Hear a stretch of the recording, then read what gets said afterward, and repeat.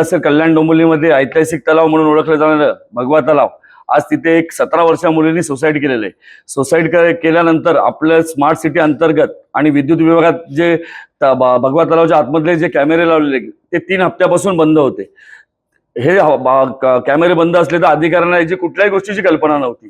आज ते समजा कॅमेरे चालू असते, आज त्या मुलींनी जे सुसाईड केलं तर त्याच्यावरती आपण सुरक्षेवरती काहीतरी आळा बसू शकलो असतो, की आपण जे सुसाईड करते त्या गोष्टीत तिथे आपण हे आळा बसवला असता त्याच्यावरती. सर, सुरक्षेचा प्रश्न नेहमीच त्या ठिकाणी ऐरणीवर येत आहे. वारंवार त्या ठिकाणी आत्महत्येचे प्रकरण होत आहेत. मात्र याच्यावर प्रशासन काय भूमिका घेते?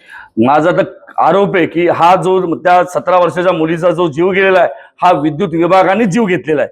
की आज त्या विद्युत विभागाने 3 आठवड्यापूर्वी जे कॅमेरे बंद असते तर ते चालू झाले असते तर आज तिचा जीव नसता गेला. तुम्ही सांगा गणेशजी, केडीएमसीच्या हॉस्पिटलमध्ये सुरक्षा रक्षक असताना एक नगरसेवक मारहाण करतो. रुक्मिणीबाई हॉस्पिटलमध्ये सुरक्षा रक्षक असताना भटके कुत्रे फिरतात आणि इकडे सुरक्षा रक्षक असताना कोणी उडी मारतो.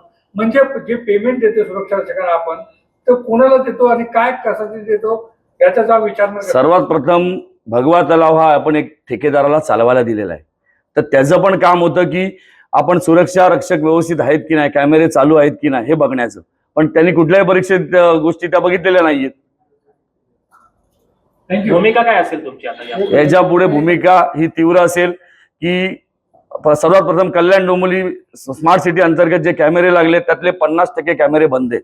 दुसरा मुद्दा, जिथे जिथे गार्डन्स आहेत, तलाव आहेत, हॉस्पिटल आहेत, तर त्याचे कॅमेरे सर्वात पहिले आम्ही जाऊन स्वतः चेक करणार की ते चालू आहेत की नाही. ते चालू नसेल तर आम्ही याला प्रशासनाला याचा जाब विचारणार. एक लोकप्रतिनिधी म्हणून आपली खो-खो होते.